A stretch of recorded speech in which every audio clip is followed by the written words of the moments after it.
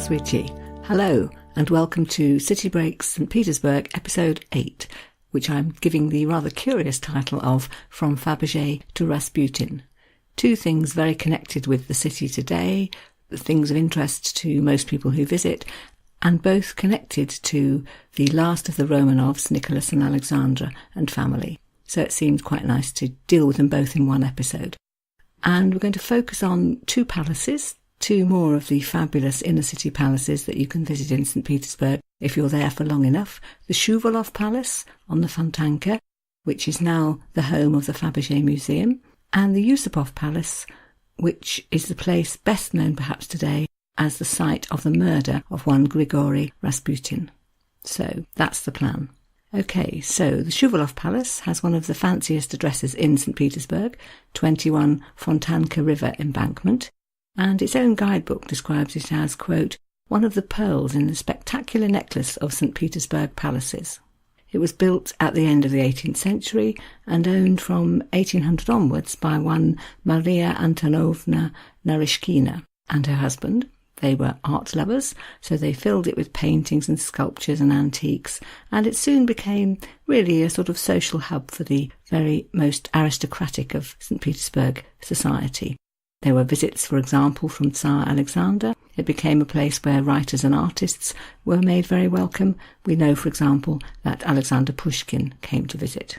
In 1834, a ball was held to celebrate the coming of age of Alexander Nikolaevich, so the Alexander who was going to become Alexander II. So that's how important it was in the social arrangements of the city. In the 1840s, it became known as the Shuvalov Palace because the daughter of the Narishkins married one Pyotr Pavlovich Shuvalov, and the palace ever after then was named after him. And that's the date, roughly the 1840s, when the thing that perhaps you'll notice first and will remember ever afterwards if you visit was built, namely the grand staircase central to the building, a glittering, shimmering edifice of marble and gold. As with so many St Petersburg buildings, 1914 was a key year. What was to happen to it then? What actually happened was that its last owner, one Elizaveta Vladimirovna Shuvalova, gave it over to the authorities to be used as a hospital for the war-wounded and a place to be used as living quarters for army officers. 1918, of course, another very key year. Far from being handed back to its owners after the war, the palace was nationalised, the Soviets took it over. A lot of the artworks had been hidden, so they were saved, in fact, and during the 1920s it rejoiced in the title of a Museum of Noble Life. And then after that it became a place for engineering and architecture firms to be based, so a very prosaic uses. It was badly damaged in World War II, took several direct hits, but during the 1950s they began to restore it and reopened it as something called the Home of Peace and Friendship. It wasn't very well looked after, fell into gentle decline, but in 2006 people got a grip. A new restoration was started and the whole building was turned into an art museum, and the most famous things that were going to be stored there were the Fabergé works. So not just the 9 imperial Easter eggs, which you can see there today, but many, many other things made also by the Fabergé company and also by other companies operating alongside Fabergé, particularly in the 19th century. So that's the palace. The Fabergé company itself, a brief history of that. In 1842, one Gustav Fabergé moved to St Petersburg. He'd been living in what we would today call Estonia, came to the city, attracted, I suppose, by the whole imperial thing, and opened a gold and diamond workshop. He was obviously thinking ahead because he sent his son Karl on a grand tour of Europe, sent him off to Paris and Florence to see fine art and beautiful jewellery and learn from everybody else. And sure enough, when Karl came home, he took over the company eventually in about the 1870s, and from then on it really began to thrive. It found much favour with the emperor and his families, became known, for example, as a supplier of the imperial court, and a bit later got a new title, namely Appraiser to the Cabinet of His Imperial Majesty. Here's an extract from the guidebook to the museum, which is describing the history of the company. Quote, the last 2 decades of the 19th century were a time of international recognition for the House of Fabergé. This was when many people outside Russia became aware of Karl Fabergé's talent. It was generally admitted at the time that gold and silver works and jewellery, all of which Fabergé so aptly represented abroad, were those branches of the art industry in which the Russians knew no equal in Europe. It goes on to describe how they opened new branches in Moscow and Odessa and Kiev, and finally, in 1903, in London. But the flagship jewellery store remained the one in the company's hometown of St Petersburg. And they described the building as follows. The building on Bolshaya Moskaya Street included studios for designers and sculptors, a unique specialised art library, the fashionable apartment of Carl Fabergé himself, designed and decorated in his own taste, and the main jewellery studios, whose activities the maître could supervise personally. The best Petersburg jewellers fulfilled customer orders, and these masters included Mikhail Perkin, in the studio of whom the imperial Easter eggs were created. Again, World War I and the Revolution caused problems. Master craftsmen were taken for military service, so the company went into decline, and in 1917 came, of course, the end. There was no more requirement for such luxurious items. Their customer base, all the rich aristocrats of St Petersburg, mainly fled abroad. The imperial family, of course, were murdered, and Carl Fabergé himself fled. He left Russia by pretending to be a British embassy courier and made it to Switzerland, where he died about 2 years later. So, the museum, if you go to visit, on your way to see the eggs, which is probably where you're really heading, the first thing you'll notice, as I've already mentioned, I'm sure, is the grand staircase, which was originally built in the 1840s. Think marble columns, think gilt, think wrought iron railings, think spectacular cupola, and you've got some idea. There are about 10 super fancily decorated rooms in the building, with titles like the Knight's Room, and lots of understated sort of titles, the Red Room and the Blue Room, and my personal favourite, the Beige Room. But actually, if you wander through them, you'll notice, of course, that they are sumptuously decorated throughout. It functions as a museum these days, mainly of artworks. It's got about 4,000 works, fine arts, but also decorative applied arts, many made by the Fabergé company, others by other contemporary firms of theirs, such as the famous Russian silversmiths Zazikov. What can you find? Well, there's lots of military memorabilia. There's a whole room given over to that, the Knight's Room, so you can see drinking horns and vases with pictures of battle scenes on them. A gold cigarette case made for use on board a naval cruiser in 1910, and dozens, well, hundreds of other things. In the Gold Room, you can see a whole array of gifts that were commissioned mainly by the imperial family, presented to diplomats and whatnot. So things, for example, like a presentational snuff box with a portrait of himself on it, which Nicholas II gave in 1902 to the French Minister of Foreign Affairs. Presumably he was visiting and Nicholas wanted him to remember his time in St Petersburg. There's an absolute stash of other things, jewellery, porcelain, fancy clocks, and lots of things that were given as diplomatic gifts or perhaps commissioned by high-status visitors to St Petersburg. So things like a punch set or a writing set or an enamel letter rack, often with little paintings of, say, the emperor and his family on them.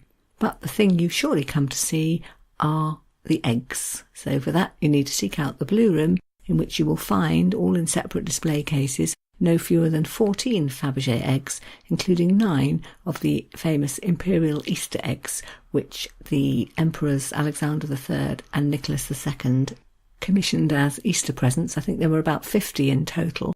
They gave them mainly to their wives or to their mothers. And in there you can see the very first Easter egg of the collection, known as the hen egg, given at Easter 1885, and the one which really started the tradition, where a new egg was designed every year.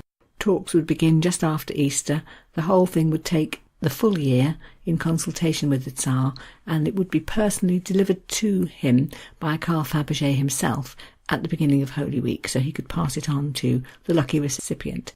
So the hen egg was ordered by Alexander III as a gift for his wife, Tsarina Maria Fyodorovna.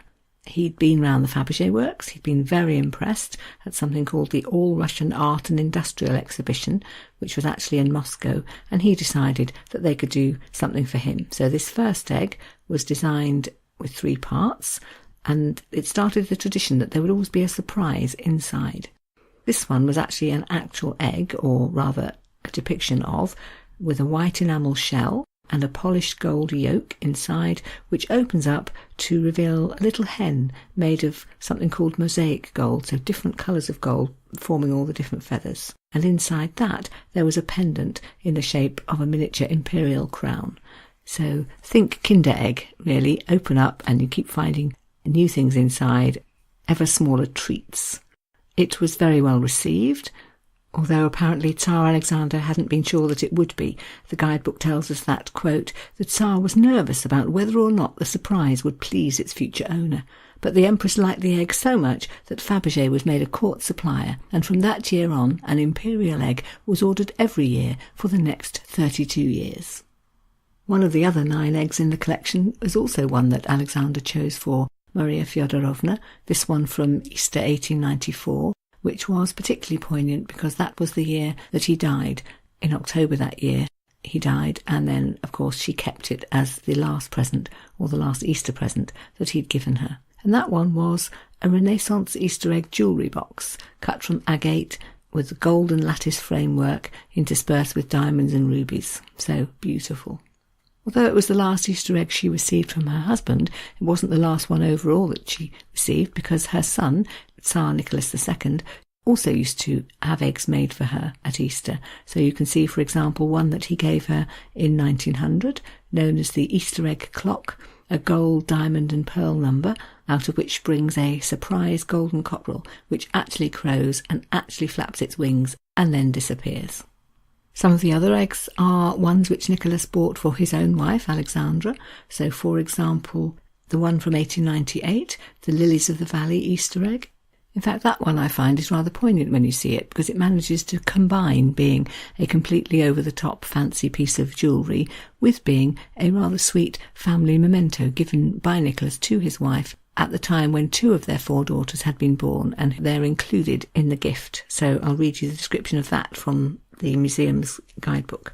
The Lilies of the Valley Easter egg is made in an Art Nouveau style, decorated with pearls, diamonds, and the favourite flowers of Alexandra Fyodorovna, lilies of the valley, symbolising purity. The eggshell is covered in transparent rose enamel on a guilloche background, decorated with stripes of diamonds, and is braided with lilies of the valley at the bottom on golden stems with enamel leaves and pearl flowers. The egg's surprise is miniature portraits of the emperor and his 2 older daughters. These medallions, painted with watercolours on ivory, are held at the top of the egg on metal stems.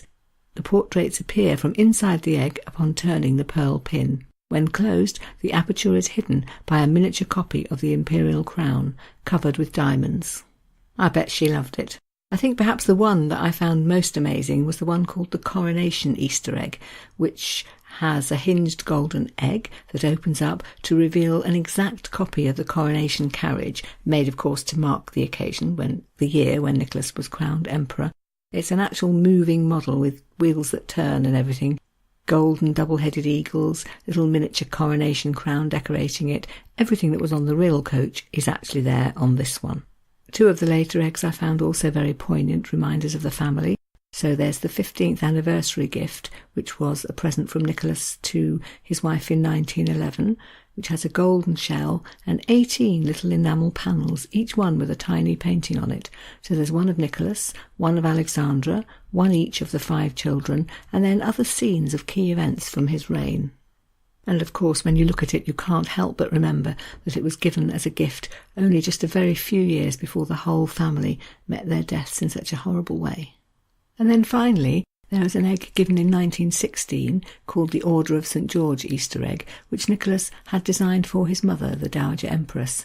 It's much more modest in design because the best craftsman of the company had been called to the front, and it was made to mark the fact that both Nicholas and his son, the Tsarevich Alexei, were awarded the Order of St George, and it opens up to reveal miniature portraits of both of them. This, of course, only a year before they were taken hostage.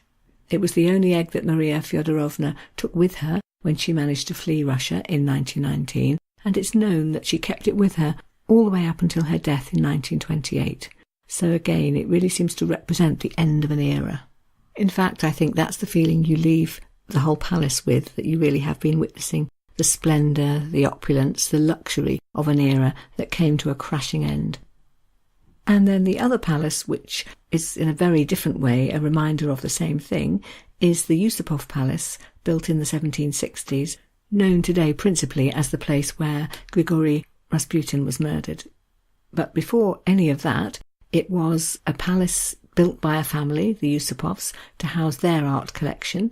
The Lonely Planet Guide, for example, describes it as having, quote, some of the best 19th century interiors in the city. And again, it really does reek of the splendour of previous eras. We know that the last owner, one Prince Felix Yusupov, had been the richest man in the whole of Russia, but we know that their predecessors also didn't lack money, and that accounts for some of the things that you'll see if you decide to go round the palace. There is, for example, a 180-seater Rococo family theatre, still used today actually for concerts. If you play your cards right, you might even be able to get tickets for one. There's a ballroom, there's a banquet hall, there's a Turkish study and a Moorish drawing room. That's the one that attracts the most attention from visitors actually. It's a glorious Islamic-style tiled room with fountains and Islamic art all around, thought to have been built possibly to reflect the family's Tatar heritage, or maybe just because Islamic art was in vogue in the days when it was created.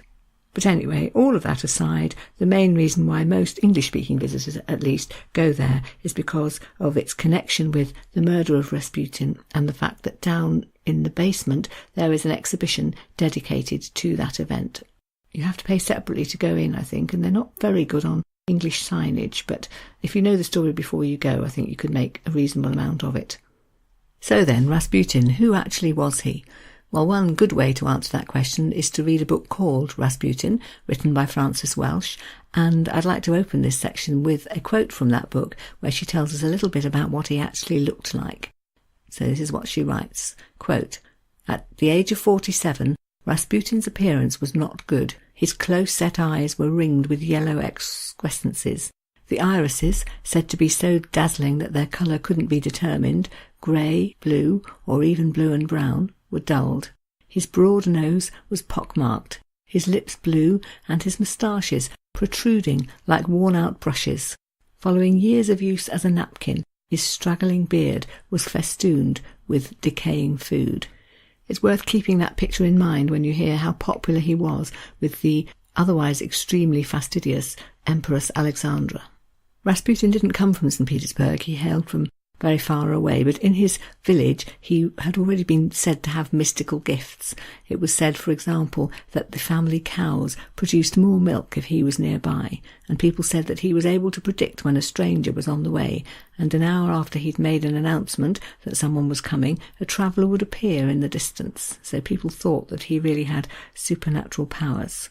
At the same time, he was known to be hopeless with money, always on the breadline, selling, in fact, sometimes the family bread to get money to buy alcohol. And the one thing that people did seem to always notice about him was this thing about his eyes, so Frances Welch describes it as follows, quote, "It was widely acknowledged that the man of God's eyes were mesmeric, and that he could expand and contract his pupils at will." When he arrived in St Petersburg, he seemed to manage to keep going this idea that he had mystical powers.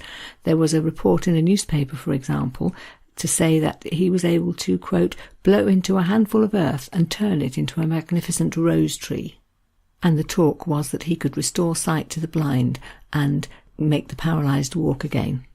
His friend Iliodor once wrote that he, quote, "visits bathing establishments and brings holy word to those who bathe. They are morally cleansed." So before long, he starts having a connection with the Empress and the Emperor. We know, for example, from Frances Welch's book that he had tea with Nicholas and Alexandra on November the 1st, 1905. It was held out at Peterhof on a sunny afternoon, and we're told that, quote, "Brother Grigory was immediately relaxed, addressing the imperial couple as Batushka and Matushka, little father and little mother. He would soon refer to them even more simply as Papa and Mama. The Tsar made a characteristically unforthcoming entry in his diary, quote, "We had tea with Militsa and Stana," that was his name for the fourth daughter Anastasia. "We met the man of God Grigory from the province of Tobol." She goes on to tell us that he quickly followed up the connection and invited himself to tea a second time. He apparently wrote to the Tsar saying the reason for his second visit was that he wanted to bring them a particular icon of, quote, "the righteous St Simon." In fact, when he arrived, he brought icons for everybody, including all 5 of the children, and a piece of consecrated bread. About that meeting, the Tsar wrote in his diary that he, quote, made a strong impression on Her Majesty and me. Our conversation lasted well over an hour. Francis Welsh then goes on to explain how it was that he managed to persuade particularly Alexandra that he would be able to help with the terrible problem of Alexis' haemophilia. So she writes, for example, of an occasion when, quote, Alexis was aged 3 when he was first healed by Rasputin. He had fallen in the grounds of the palace, had hurt his leg and face so badly that it was swollen and his eyes were closed. He'd been ill for 3 days before the man of God was summoned and appeared in his bedroom. After several minutes of silent prayer, the boy smiled and his mother cried with joy. She recounts other instances. For example, this one, quote, on another occasion, it was said, Rasputin was talking to the Tsarina about Providence when he suddenly interrupted himself, shouting, He's in the blue room. The pair ran to the blue billiard room to find Alexis standing on the table. Rasputin scooped the boy up seconds before the table was hit by a huge falling chandelier. Of such stuff are legends created. We know that Rasputin's visits became very common. We also know that the imperial family often didn't particularly tell everybody that he was coming, that the meetings were often held in private. We know that Rasputin started to abuse his friendship with them. So there was an incident, for example, at the Kazan Cathedral, where Rasputin arrived to a formal and imperial occasion that he had really no reason to be at. He dressed up for the occasion in a dark raspberry silk peasant shirt and sat there and eventually had to be turfed out from the seat that he'd chosen for himself, which had been reserved for members of the Duma. The Duma president himself, President Roditsenko, threw him out. Apparently he was a huge man that you didn't argue with, but Rasputin wasn't bothered. As he was forcibly removed, heard to be shouting, Lord, forgive him such sin. These sort of incidents kept going, and eventually lots of people, including people quite close to the imperial family, were horrified at what was going on, and all seemed to be united in the idea that really Rasputin was doing nobody any good at all. The Tsar's sister, for example, Grand Duchess Xenia, wrote in a letter that Rasputin was all over the place. How will it all end? One of Alexandra's friends, the mother, in fact, of Felix Yusupov, went to the palace to beg Alexandra to give up on Rasputin and was apparently sent out with the words, I hope we never meet again. The Tsarina was willing to abandon her friends if they spoke against Rasputin. The Dowager Empress herself was against him, writing, for example, she, meaning her daughter-in-law, is bringing about her own downfall and that of the dynasty. She deeply believes in that dubious individual. But Nicholas and Alexandra continued to call him our friend, to invite him to the palace and to take note of what he said. There's some evidence that Nicholas perhaps believed some of the warnings he was given, but that he used to wring his hands and say, there's nothing I can do, because he knew that for his wife, the hope that Rasputin might be able to heal their son was just too great and she just couldn't give up on him. But at the same time, we know that some of Rasputin's other behaviour was certainly what you might call less than impressive. So we have, for example, a British diplomat, one Robert Bruce Lockyer, writing the following. As we watched the music hall performances in the main hall, there was a violent fracas in one of the private rooms, wild shrieks of a woman, a man's curses, broken glass, and the banging of doors. This turned out to be Rasputin, who was drunk and quite lecherous, making such a nuisance of himself that eventually the police had to be called, and he was taken away at 2 o'clock in the morning. The ordinary people as well began to fear that the connection between Rasputin and the imperial family was a bad thing. In 1915 in Moscow there were riots calling for the Tsar's abdication and saying that Alexandra should be sent to a convent and Rasputin should be hanged. There were all sorts of terrible rumours, that he'd slept with the Tsarina, for example, that the Tsar used to take off Rasputin's boots for him and wash his feet. Even school children joined in, making up lewd songs about his antics.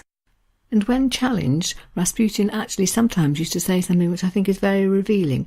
Accused of all sorts of terrible things, he would reply that, quote, nobody fouls where they eat. So almost a recognition that he was getting a lot out of his connection with the imperial family, and so for that reason alone he would behave himself when he was with them, even though there seemed to be much evidence to the contrary. The culmination of all of this, and the reaction to the total obstinacy of particularly the Empress refusing to listen to any bad word about her friend, was that some of the aristocracy decided to take matters into their own hands, and in fact not to mess about, but simply to have him murdered. In fact, in the end, they decided they would do it themselves. So they came up with a plan, which was they would invite him to the Yusupov Palace for an evening of cards and music, and that they would provide refreshments, and that they would sprinkle cyanide into the wine glasses, which would poison him, and that would solve the problem. We actually have something written by Prince Yusupov himself, telling how he felt on the evening, in which he said that, quote, "The prospect of inviting a man to my house with the intention of killing him horrified me. I could not contemplate without a shudder the part which I would be called upon to play, that of a host encompassing the death of his guest." But he did manage to overcome his own objections and put the plan into action. So he went out to fetch Rasputin, brought him back to the house, where we know that he ate cakes and drank from the poisoned glasses and continued to listen to the music, and that not much else happened at all. And eventually, when they got fed up of waiting, it was decided by Prince Yusupov and his two accomplices that they would have to take matters into their own hands and just shoot Rasputin, which they duly did. But a few minutes later, going to check on the body, they were horrified to see that he was still moving and was in fact still alive. Yusupov describes the feeling he had when looking at him as follows, quote, "It seemed that the devil himself, incarnate in this muzik," which means peasant, was holding me in vice-like fingers, never to let me go. Mayhem ensued. Rasputin got up and tried to run away. People were heard shouting, "He's alive, he's getting away." And Rasputin apparently remonstrated with the man who tried to kill him by shouting, "Felix, Felix, I will tell the Tsarina everything."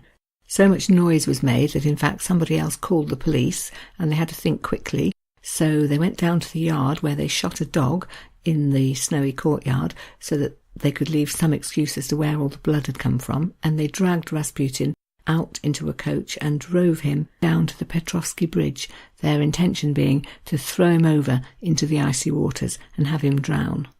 This, in fact, is what happened, and so the news came out the following day that Rasputin really was dead. The children's tutor, Pierre Gilliard, wrote in his account that Alexandra was horrified and that, quote, "Her agonized features betrayed how terribly she was suffering. They had killed the only person who could save her child." Her older daughter, Olga, wrote that, quote, "I know he did much harm, but why did they have to treat him so cruelly? It does seem to be a feature of the story that whatever anybody else thought of Rasputin, he really did manage to make the family, particularly the mother and the daughters at least, feel really fond of him." An extract from the Tsar's diary about the funeral itself reads like this. "At 9 o'clock we went to the field, where we were present at a sad scene, the coffin with the body of the unforgettable Grigory, killed on the night of the 17th by monsters in the Yusupov Palace. The family went into deep mourning.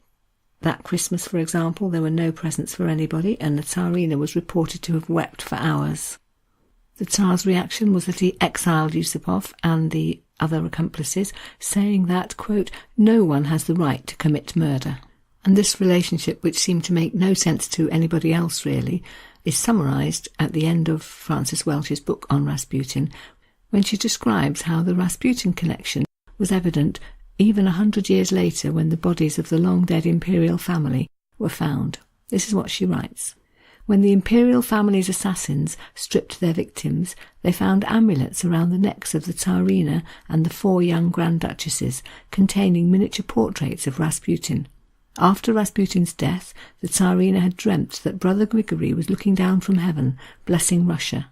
He died for us, she insisted. On December the 21st, 1916, she had written him a farewell letter.